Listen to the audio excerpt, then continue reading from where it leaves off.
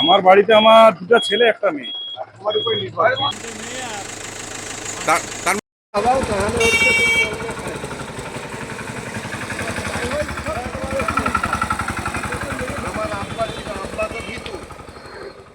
স্বাগত এনএসএ নিউজে থাকার জন্য। আহ, একটা কথা আছে যে মানুষ আহ, বিপদে পড়লে বা অভাবে পড়লে মানুষ বেঁচে থাকার জন্য অনেক কাজই করে, এবং আমরা দেখেছি অনেক অবৈধ কাজের সঙ্গেও তারা যুক্ত হয়ে পড়ে শুধু বেঁচে থাকার জন্য। সেরকমই একটি সমাজে আইনের চোখে অবৈধ, কিন্তু সমাজ তাদেরকে মেনে নিয়েছে।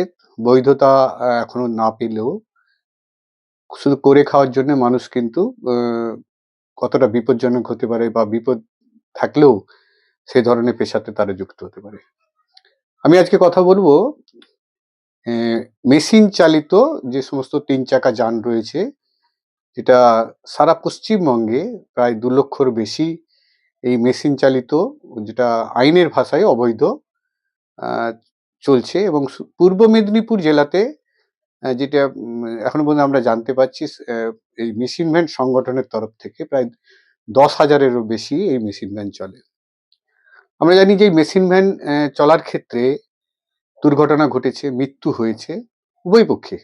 চালকও মারা গেছে মেশিন ভ্যানের, এবং পথচারী বা তারাও মারা গেছে। এরকম অনেক ঘটনা ঘটেছে। পূর্ব মেদিনীপুর জেলায় হয়তো শতাধিকই মানুষ মৃত্যু হয়েছে, বা তার প্রচুর মানুষ আহত ঘটনা ঘটেছে, এবং যে মেশিন চালক সে তাদেরও মৃত্যুর ঘটনা ঘটেছে।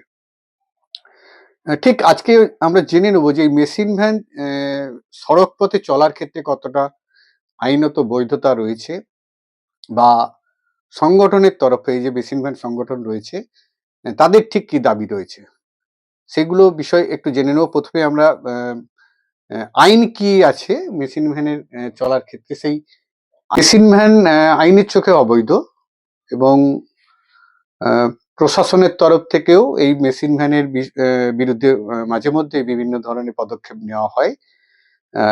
মহামান্য আদালতের হাইকোর্টেরও একটি নির্দেশ রয়েছে মেশিন ভ্যান চলার ক্ষেত্রে তাদের কি বিধিনিষেধ রয়েছে।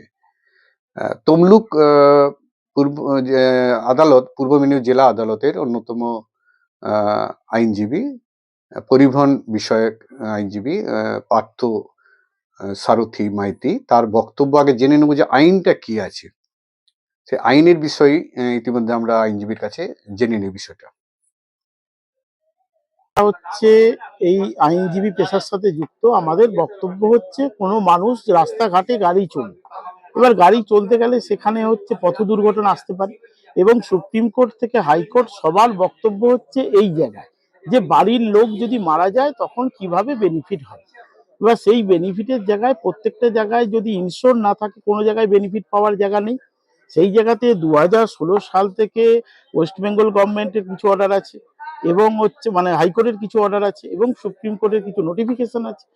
সেই জায়গায় বড় বক্তব্য হচ্ছে একটাই, যে প্রত্যেকের রেজিস্ট্রেশন করা হোক।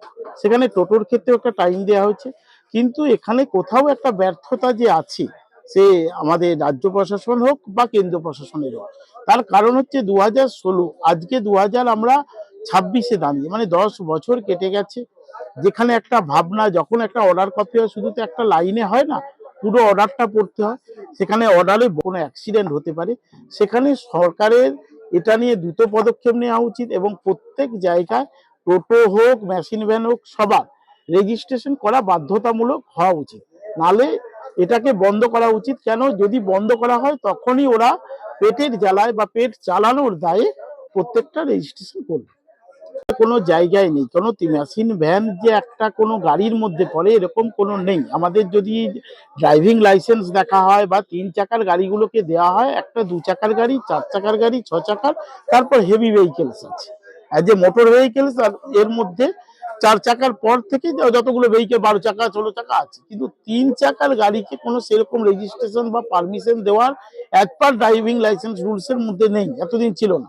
এবার পরবর্তী সময় সরকার নানা রকম নোটিফিকেশনের দ্বারা টোটোটাকে এখনো ভ্যালিড করেছে, কিন্তু এখনো মোটর ভ্যানকে ভ্যালিড এরকম কোনো জায়গা, কোনো কাগজ আপনি কেন কেউ দেখাতে পারেন না। কোনো জায়গায় নেই, কোনো মেশিন ভ্যান যে একটা কোনো গাড়ির মধ্যে পড়ে এরকম কোনো নেই। আমাদের যদি ড্রাইভিং লাইসেন্স দেখা হয় বা 3 চাকার গাড়িগুলোকে দেওয়া হয়, একটা 2 চাকার গাড়ি, 4 চাকার গাড়ি, 6 চাকার, তারপর হেভি ভেহিকেলস আছে। অ্যাজ এ মোটর ভেহিকেলস, আর এর মধ্যে 4 চাকার পর থেকে যতগুলো ভেহিকেল 12 চাকা 16 চাকা আছে, কিন্তু 3 চাকার গাড়িকে কোনো সেরকম রেজিস্ট্রেশন বা পারমিশন দেওয়ার as per driving licence rules এর মধ্যে নেই, এতদিন ছিল না। এবার পরবর্তী সময় সরকার নানা রকম নোটিফিকেশনের দ্বারা টোটোটাকে এখনো ভ্যালিড করেছে, কিন্তু এখনো মোটর ভ্যানকে ভ্যালিড এরকম কোনো জায়গা, কোনো কাগজ আপনি কেন কেউ দেখাতে পারেন না। তো পুরোপুরি বিপজ্জনক, শহরে না যে কোনো রাস্তা। কেন যতক্ষণ না রেজিস্ট্রেশন হচ্ছে, যতক্ষণ না নাম্বার পড়ছে, তাহলে মৃত্যুপথজনিত কোনো যদি দুর্ঘটনা ঘটে তার কিন্তু কেউ লায়েবল নয় টাকা দেওয়ার। তার ফলে কি একটা পরিবার শেষ হয়ে যাচ্ছে মারা গেলে, বা অন্য গাড়ি মেরে চলে গেলে, মেরে পালিয়ে যাচ্ছে, এরকম গাড়ি আছে, তারাও কিন্তু লাভবান হচ্ছে ঘুরপথে। এটা যদি একটা ইন্স্যুরেন্সের কাঠামোর মধ্যে আনা যায়, সবার সুবিধা হবে। হয়তো সরকারের কিছু বেনিফিট আসবে, একইভাবে যার পরিবারের চলে যাবে তাদেরও বেনিফিট আসবে।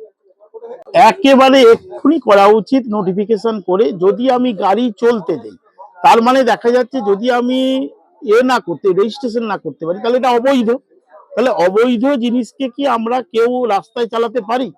তার মানে আমরা দেখেও সহ্য করছি, সে যেই সরকার হোক, সেটা বিপজ্জনক ভাবেই আমরা সহ্য করছি, যে কিছু মানুষের করে খাওয়ার জন্য। কিন্তু যদি আমরা সত্যিকারের মানবিক দৃষ্টিকোণ থেকে করে খাওয়ার ভাবি, তাহলে যে কোনো ভাবে, সে কেন্দ্র সরকার হোক, রাজ্য সরকার হোক, সবার উচিত এটাকে রাজ্যসভায় এনে এর একটা রেজিস্ট্রেশনের ব্যবস্থা করা, যাতে মানে সব মানুষের উপকার হয়।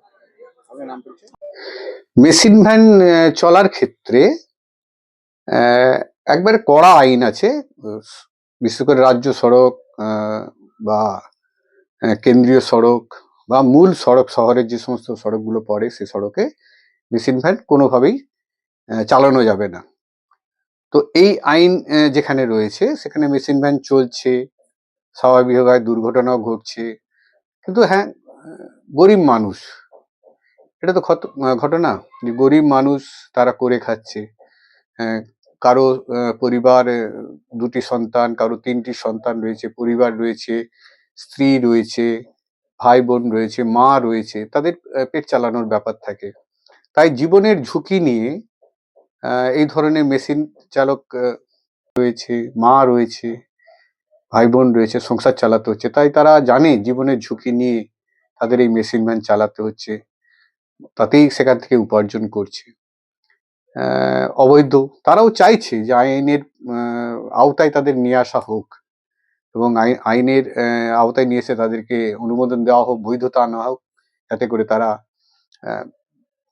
এই উপার্জন থেকে জীবনযাপন করতে পারে। এবং তাছাড়াও কোনো দুর্ঘটনা ঘটলে তাদেরও জীবন যে হানি হচ্ছে, তারপরে সেখান থেকে যদি ইন্স্যুরেন্স থাকে তার পরিবার বাঁচবে অনেকটা অর্থনৈতিকভাবে। ঠিক তেমনই পথচারীকে ধাক্কা মারলে বা পথচারীর মৃত্যু হলে, সেই ধরনের ঘটনা ঘটলে সেখান থেকেও তারাও ইন্স্যুরেন্স থেকে বেনিফিট পাবে। ঠিক সংগঠন যে রয়েছে, মেশিন ভ্যান চালকদের যে সংগঠন রয়েছে, সেই সংগঠনের নেতৃত্ব তারা কি বলছে আগে সেটাও একবার জেনে নিই, তারা কি দাবি রাখছে। দীর্ঘদিন ধরে এ দাবিটাতেই আন্দোলন করছি। আন্দোলনের মূল ডিমান্ড হলো মেশিন ভ্যানকে সরকারি স্বীকৃতি দিতে হবে এবং লাইসেন্স প্রদান করতে হবে। এবং আমরা দীর্ঘদিন ধরেই এই দাবিটা করছি যে সরকারিভাবে মোটর ভ্যান চালকদের এবং মোটর ভ্যানের লাইসেন্স প্রদান করতে হবে, এবং তার সাথে আমরা বলছি তাকে ইন্স্যুরেন্সের আওতায় আনতে হবে।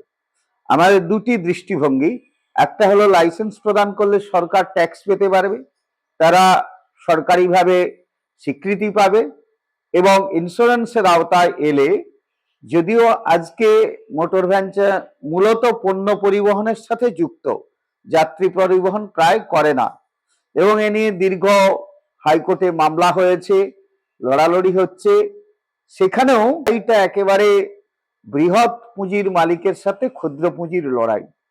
কারণ মোটর ভ্যান যে জায়গাটা দখল করে আছে সেটা হলো পণ্য পরিবহনের যত ছোট গাড়ি, সেই জায়গাটা দখল করে থাকার ফলে বৃহৎ পুঁজির মালিকেরা কোনোভাবেই চাইছে না এটাকে লাইসেন্স দেওয়া হোক। এবং আমাদের দেশের সরকারগুলো যেহেতু এই পুঁজিপতিদেরই তুষ্ট করার জন্য আছে, ফলে তারাও এই পরিকল্পনায় হাঁটতে চাইছে না। যদিও নিরাপত্তার প্রশ্নেই আমরা বলেছি, প্রথম কথা হচ্ছে মোটর ভ্যান তার টেকনোলজিক্যাল ডেভেলপমেন্ট আজকে বিরাট জায়গায় চলে এসেছে। আমরা নিরাপত্তার আরেকটা যেটা দিক, সেটা হলো সরকারি এখানে একটা ভূমিকা আছে। সেটা হচ্ছে আমরা নিরাপত্তা, অ্যাক্সিডেন্ট সমস্ত গাড়িতেই হয়, বড় গাড়িতেও হচ্ছে। বিকজ হচ্ছে তার পারিপার্শ্বিক ব্যবস্থাকে ঠিক করা। এখানে ইন্স্যুরেন্স একটা গুরুত্বপূর্ণ ফ্যাক্টর। যতক্ষণ না মোটর ভেহিকেল অ্যাক্ট, সেহেতু রাজ্য এবং কেন্দ্র দুজনেরই, রাজ্য এবং কেন্দ্র যদি সহমত না হয়, তাহলে কিন্তু এই লাইসেন্স দেওয়াটা পসিবল হচ্ছে না। ইভেন আমরা শুধু রাজ্যে নেই, আমরা কেন্দ্রীয় সরকারের কাছেও গিয়েছি, শ্রমমন্ত্রীর কাছে, পরিবহন মন্ত্রীর কাছে দরবার করেছি যে এটা লাইসেন্স দেওয়া হোক। লাইসেন্স দিলে কিন্তু অন্য দিক থেকে ইন্স্যুরেন্সের যে রিকভারিটা সেইটা আসবে। সেক্ষেত্রে যাত্রী পরিবহনই হোক অথবা পণ্য পরিবহন হোক, এটা সকলের ক্ষেত্রে সুবিধে হবে। জেলাতে আমাদের হিসেব অনুযায়ী এই মুহূর্তে নিয়ার অ্যাবাউট 10,000 মোটর ভ্যান আছে। এর একটা ব্যাপক অংশ, ব্যাপক নয়, মোর দেন 99% মোটর ভ্যান পণ্য পরিবহনেই নিযুক্ত। এখন যাত্রী পরিবহন করে না, বিশেষ করে টোটো এসে যাওয়ার পরে একেবারেই করে না। এবং এরা ইট, ইমারতি সামগ্রী থেকে শুরু করে মাছ পরিবহন থেকে শুরু করে এই কাজগুলোর সঙ্গে এখন involve. Engine van, machine van চালাতে গিয়ে আমাদের ইউনিয়নভুক্ত মোটর ভ্যান চালক মৃত্যুর খবর খুব বেশি নেই, তাহলেও সেটা এই জেলার ক্ষেত্রে 2-4 জন মারা গিয়েছে, পঙ্গু হয়ে গেছে, এরকম মোটর ভ্যানও আছে। পথচারীর মৃত্যুর ঘটনা এই জেলায় হ্যাঁ, তা না হলেও 20-50 জন তো হবেই। এখন দুটি বিচার্য বিষয় আছে। সেফ যদি বলা হয় তাহলে নিঃসন্দেহে অন্য গাড়ির থেকে একটু কম, এটা নিয়ে কোনো সংশয় নেই। কিন্তু একটা বিষয়কে বিচার করতে হয় হ্যাঁ, বিজ্ঞানসম্মত প্রযুক্তি। এই জন্যই আমরা বলছি এটাকে ডেভেলপ করার গভর্নমেন্টের দায়িত্ব আছে, তার ভূমিকা আছে, তার পরামর্শ আছে। আমরা এই জন্য বহুবার থানায় বলেছি আপনারা একটা ট্রেনিং দিন, এদেরকেও লাইসেন্সের আওতায় না আনলে এদের ট্রেনিং দেওয়ার বিষয়টাও থাকছে না। আমি ব্যক্তিগতভাবে যাতে অনেকেই উইথাউট ট্রেনিং কিন্তু কাজটা করছে, ফলে একটা প্রতিবন্ধকতা থাকছে, এটা নিয়ে কোনো দ্বিমত নেই। এবং এটা বাড়ছে এই কারণে, সেটা হচ্ছে চূড়ান্ত যে বেকারি, অর্থনৈতিক সংকট। বহু শিক্ষিত ছেলে আজকে বিএমএ পাস করে তারাও কিন্তু মোটর ভ্যান চালাচ্ছে এবং পাবলিক ইন্টারেস্টে কাজে লাগছে। ইন্টিরিয়র এলাকায় বিশেষ করে ইমারতি দ্রব্য যে কম পয়সায় তার বাড়ির কাছে পৌঁছে যাচ্ছে উইথ লোডিং আনলোডিং, এই সুযোগটা কিন্তু এর টেকনিক্যাল যতটুকু মানে ব্যাকওয়ার্ডনেস থাকুক না কেন, এই সুযোগটা একে অনেক বেশি আপলিফট করে দিতে পারছে। অনেকবার কেস হয়েছে, অনেকবার নানান ধরনের রায় হয়েছে। আমি বললাম যেমন একটা কোশ্চিন ছিল প্রথমে দূষণ, আমরা তখন অত্যন্ত পরিষ্কার করে তার স্পিড, সেই অনুযায়ী কত ফুয়েল কনজাম্পশন করছে, আমরা অঙ্ক কষে দেখিয়ে দিয়েছিলাম। একটা যা আইনসম্মত সেটাই ন্যায়সঙ্গত, এটা আমরা নীতিগতভাবে মনে করি না। আবার যেটা অন্যায় বলে বলছে সবটাই সরকারের চোখে বা আইনের চোখে যেটা বেআইনি মনে হচ্ছে সেটা সব সময় অন্যায়, এটা আমরা মনে করছি না। মনে করছি এই জন্য একটা বিষয় দাঁড়িয়েছে, মানুষের বিকল্প কাজ করার জায়গাটা সরকার কিন্তু দিতে পারছে না। বেকারত্ব একটা ফ্যাক্টর। আজকে সারা পশ্চিম বাংলায় আমাদের ইউনিয়নভুক্ত মোটর ভ্যান চালকের সংখ্যা প্রায় 2 লাখের বেশি। গোটা রাজ্যে। আমাদের ইউনিয়নের বাইরেও কিছু লোক আছে, সংগঠন নেই, অন্য কোন সংগঠনের অস্তিত্ব নেই, সংগঠন একটাই, সারা বাংলা মোটর ভ্যান চালক ইউনিয়ন। আর আছে বিচ্ছিন্নভাবে কোথাও কোথাও কোন ব্যক্তি কোন সংঘবদ্ধ হয়ে করছে, আলাদা কথা। 2 লাখের বেশি আপনাদের সদস্য? হ্যাঁ, সদস্য। তাহলে আজকে এটার প্রধান কারণ আবারও বলছি যে মানুষের রুটি রুজি, এরা তো কেউ প্রচলিত আইন অনুযায়ী চুরি করছে না, রাহাজানি করছে না, লোককে ঠকাচ্ছে না। জীবনের ঝুঁকির একটা প্রশ্ন আছে, সে তো আমরা পরিষ্কার বলছি, অর্থনৈতিক দিক থেকে যে বেকারত্বকে আটকানোর জন্য আমরা চাই বা না চাই, এই মানে যন্ত্রচালিত মেশিন ভ্যানটা সারা পশ্চিম বাংলায় একটা বিরাট জায়গা দখল করে ফেলেছে। একেবারে এই ভাষায় যদি বলা হয়, সন্তান জারজ হোক আর বৈধ হোক, সমাজে যখন সে এসে গিয়েছে তার গলা টিপে হত্যা করা যাবে না, তাকে আইনি পরিকাঠামো দিয়ে নিয়ন্ত্রণ করার ভূমিকা সরকারের আছে, সেটা করতে হবে। সে দাবিও আমাদের আছে, তাকে লাইসেন্স দিতে হবে, তার কাছ থেকে সরকার প্রয়োজনে ট্যাক্স কালেক্ট করুক, তার ডেভেলপমেন্টের জন্য সরকার পরামর্শ দিক এবং ইন্স্যুরেন্সের আয়তা আনুক, যাতে সে এই ক্ষেত্রে অন্যান্য সুযোগ সুবিধা পায়। এটাই আমাদের পরিষ্কার বক্তব্য। পুলিশ হ্যারাসমেন্ট থাকছেই। গত পরশুদিন একটা হয়েছে পাঁশকুড়াতে, যে ওইরকম লাইসেন্স হ্যান চাইতে গিয়ে এরা বলেছে কেন দেবো, এই বিতর্ক করতে গিয়ে পুলিশ গিয়ে মোটর ভ্যান চালককে মারধর করেছে। এই খবর পেয়ে আমাদের পাঁশকুড়াতে, এই খবর পেয়ে আমাদের নেতৃত্ব ওখানে গিয়েছে এবং ওসির সঙ্গে দেখা করেছে। ওসি কিন্তু পরিষ্কার বলেছে যে মারধর করাটা যেমন ওদের আইনি অনুযায়ী চলা যেমন বেআইনি আমরা বলছি, তেমনি মারধর করাটাও পুলিশের অন্যায় হয়েছে। সে আইন ভাঙলে আইন মোতাবেক তাকে পানিশমেন্ট দেওয়ার জায়গা থাকলে দিতে হবে, তার বাইরে কোনো জায়গা নেই। এটা কিন্তু ওই হাইওয়েতে চালানোর নির্দেশ নেই, অটোর হাইওয়েতে চালার নির্দেশ নেই, কোন 3 হুইলার হাই রোডে চলবে না। চলছে তো, এটা আনা হোক, সেই ওয়ার্কার্সটাকে বৈধতা দেওয়া হোক। আমরা তো অবৈধভাবে চলার পক্ষে নয়, আমরা তো বৈধতাই দাবি করছি। আইনের চোখে অবৈধ হলেও প্রচুর মানুষ কিন্তু এই মেশিন ভ্যানকে সমর্থন করে। তার কারণ খুবই অল্প খরচে বিভিন্ন জিনিসপত্র নিয়ে যাতায়াত করতে পারে, ইট বালি সিমেন্ট পরিবহন ক্ষেত্রে তারা ব্যবহার করতে পারে, খুব সরু রাস্তায় তারা চলে যেতে পারে এবং তাদের যে ভাড়া বা যে ধরনের পরিবহনের ভাড়া হয় তার থেকে অনেক কম পয়সাতে তারা কিন্তু এটা ব্যবহার করতে পারে এবং যারা সাধারণ মানুষ আছে তারাও কিন্তু কম খরচে এটাকে ব্যবহার করতে পারে। তো সেই ক্ষেত্রে মেশিন চালক যারা রয়েছে তাদের বিপদ রয়েছে, তাদের অনেক ঝুঁকি রয়েছে এবং যেখানে রাস্তায় চলছে পথচারীদের ঝুঁকি রয়েছে। তারপরেও মানুষ কি চাইছে, মানে সত্যি সত্যি তো মেশিন ভ্যানকে, যেমন টোটো আমরা জানি যে ইতিমধ্যেই টোটোদের বৈধতা দেওয়া হয়েছে, তাদের রেজিস্ট্রেশন করা হচ্ছে, ইন্স্যুরেন্স করা হচ্ছে, ঠিক সেই রকমই তারাও দাবি করছে মেশিন ভ্যানের তরফ থেকে যে তাদেরকেও বৈধতা দেওয়া হোক এবং সেই বৈধতা আইনের পর্যবেক্ষণেই দেওয়া হোক, আইনের আওতায় নিয়ে এসেই দেওয়া হোক এবং তাতে করে উভয় পক্ষ, যারা পথচারী তারাও যেমন বাঁচবে, যারা চালক রয়েছে তারাও বাঁচবে এবং তাদের কোনো বিপদ ঘটলে উভয় পক্ষ কোনো না কোনো বেনিফিট পাবে। তো সেই জায়গায়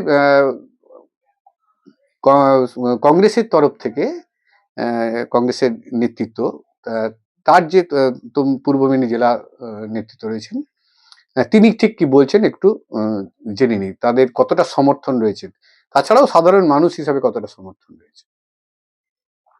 বলি, আজকে যারা মেশিন ভ্যান চালাচ্ছে যে চালক ভাইরা, তারা শ্রমিক, অবশ্যই তারা অসংগঠিত শ্রমিকের মধ্যে পড়ে।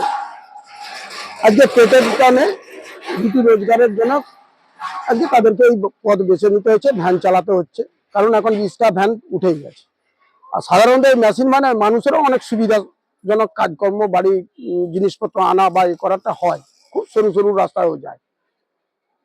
কিন্তু আর একটা জিনিস বিপজ্জনক, এই মেশিন ভ্যানগুলো যখন রাজ্য সড়ক বা ন্যাশনাল সড়ক, জাতীয় সড়ক ধরে যখন যায়, তাতে কোনো মানুষের যদি কোনো অ্যাক্সিডেন্ট ঘটে তাতে কোনো বেনিফিট পাওয়া যায়নি, এবং চালক ভাইদেরও অনেক অপঘাত মৃত্যু হয়েছে, বহু মানুষ কিন্তু হয়েছে। কিন্তু হাইকোর্টে এই সম্পর্কে কেস হয়েছে, জনস্বার্থ মামলা হয়েছে, সেখানটায় বলা হয়েছে। কিন্তু গভর্নমেন্টের উচিত আজকে যদি টোটো বা অন্যান্য যদি তাদেরকে যদি গভর্নমেন্ট দায়িত্ব নেয়, তাহলে এদেরও কেন নেওয়া হবে না?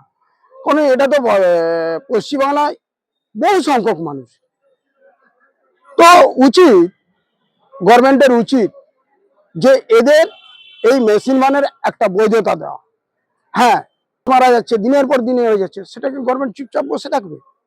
তো আমার বৈধতার সঙ্গে, যাতে সাধারণ মানুষ এটা নিলে কি হবে না, সাধারণ মানুষ উপকৃত হবে, কোনো অ্যাক্সিডেন্ট ঘটলে তার বেনিফিটটা পাবে, কমসে কম সেই পরিবারটা সুরক্ষাটা থাকবে। তো আমি মনে করি এদেরকে গভর্নমেন্টের মধ্যে আওতায় নিয়ে এসে, আইনের আওতায় নিয়ে এসে, যাতে এই মেশিন ভ্যানটাকে একটা নতুন রূপে সজ্জিত করে দেওয়া হয়, এটা আমরা দাবি রাখছি। আইন যাই বলুক, মানবিকতা বলে একটি কথা আছে। বেঁচে থাকার এই মুহূর্তে লড়াই, চারদিকে একটা বেকারত্বের যে এক ধরনের বেকারত্ব যে ভাবে বেড়ে চলেছে, তাতে করে কিন্তু উপার্জনের ক্ষেত্রে মানুষের কাছে কিন্তু একটা পথ হয়ে গেছে এই মেশিন ভ্যান, টোটো, এই ধরনের খুব কম খরচে এবং উপার্জনের একটা পথ। তো সেই জায়গায় দাঁড়িয়ে অবশ্যই প্রশাসন বা যারা নেতৃত্বে রয়েছে বা যারা সরকারে রয়েছে, তাদের এদের দিকে ভাবনা করা উচিত। কেন 2 লক্ষর বেশি যদি রাজ্যে মেশিন ভ্যান চলে এবং পূর্ব মেদিনীপুর জেলাতেই যদি 10,000-এরও বেশি মেশিন ভ্যান চলে, তাহলে সেই মেশিন ভ্যানের সঙ্গে প্রত্যক্ষ এবং পরোক্ষভাবে প্রচুর মানুষ জড়িয়ে রয়েছে, তাদের রুজি রোজগার রয়েছে। যারা মেশিন ভ্যানটি তৈরি করছে, তার সঙ্গে বিভিন্ন কারখানা বা বিভিন্ন তার সরঞ্জাম যারা বিক্রি করে, তার একটা শ্রেণী রয়েছে। যিনি চালক, তার পরিবার রয়েছে, তাদের প্রত্যেকেরই একটা উপার্জনের একটা পথ রয়েছে। তো এটা অবশ্যই আইনের আওতায় আনা উচিত। বিভিন্নভাবে যদি কোনো পথ থাকে, তা হওয়া উচিত। কেননা বিতর্ক থাকতে পারে, আইনের চোখে অবৈধ ভাবে তারা চলছে এবং রাজ্য সড়ক, কেন্দ্রীয় সড়ক বা স্থানীয় সড়ক দিয়ে চলছে। তো সেই সড়কে চলার ক্ষেত্রে তাদের যদি আজকে অনুমতি পায়, তারা তাহলে সুস্থভাবে চলতে পারে। মানুষেরও একটা বড় অংশের মানুষের কিন্তু এই মেশিন ভ্যানের প্রতি চাহিদা রয়েছে, এবং সেই জন্যই কিন্তু তারা দিনের পর দিন কিন্তু এই ধরনের বিভিন্ন আসবাবপত্র, সরঞ্জাম নিয়ে যাতায়াত করে। কোথাও কোথাও পরিবহনের ক্ষেত্রে কিন্তু এটা একটা বিরাট, বিশেষ করে গ্রামাঞ্চলে পরিবহনের ক্ষেত্রে একটা বিরাট সচল পথ এই মেশিন ভ্যান। তো সেই মেশিন ভ্যানকে বৈধতা দেওয়ার একটা দাবি ইতিমধ্যে করা হয়েছে সংগঠনের তরফ থেকে। আগামী দিন আমরা চাইবো যে প্রশাসনের তরফ থেকে এই মেশিন ভ্যানের বিষয়ে একটা চূড়ান্ত কোনো সিদ্ধান্ত নেওয়া হোক, এবং যেমন আইনের চোখে তাদের বৈধতা দেওয়া হোক এবং তাদের শৃঙ্খলা মধ্যে নিয়ে আসা হোক, যাতে করে তারা এই বেপরোয়াভাবে যেন না চলে।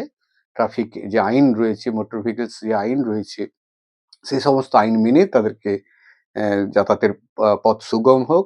এবং আমরা জানি যে একটা দুর্ঘটনা ঘটলে, একটা মৃত্যু একটা পরিবারে হলে, তাদের পরবর্তী যে সমস্যার সম্মুখীন হতে হয়, তা কিন্তু খুবই বেদনাদায়ক। তো আশা করব এই বিষয়ে প্রশাসনের তরফ থেকে বা বিভিন্ন মহল যারা রয়েছে তাদের তরফ থেকে এর বিষয়ে কিন্তু একটা উদ্যোগ নেওয়া হোক। ভালো থাকবেন, সুস্থ থাকবেন। এনএসএ নিউজে থাকার জন্য অশেষ ধন্যবাদ।